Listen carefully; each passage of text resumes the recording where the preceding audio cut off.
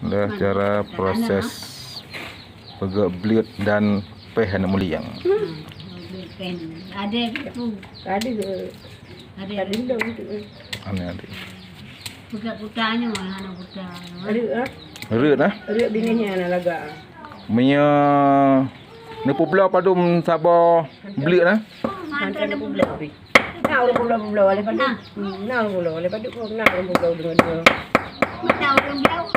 Kanya di pegatnya nanti promosi barang. Promosi tak kirim mulu anang kerau. Pegat barang kena harga maksudnya. Kan jauh EU le. Bal.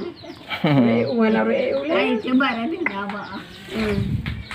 Yang minta mau teh. Kau buon bela ah. Nga yung EU te kalau mau EU.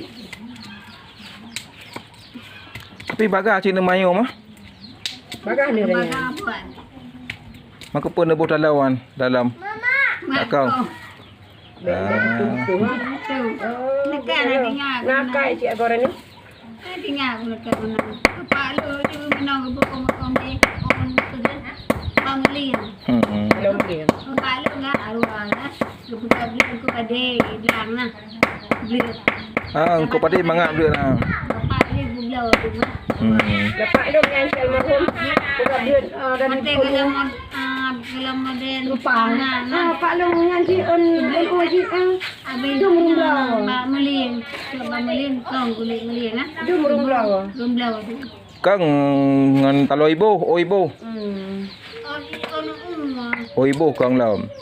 May no na ba ibo. Na ba u tanya mo nyo dah kalau pergi mo ya. Saya kara kuning tadi kan berarti lah. Ini dah cok no. Ini dah cok mana no. Mana mana. Hai balik mama lepas Hello. Press le.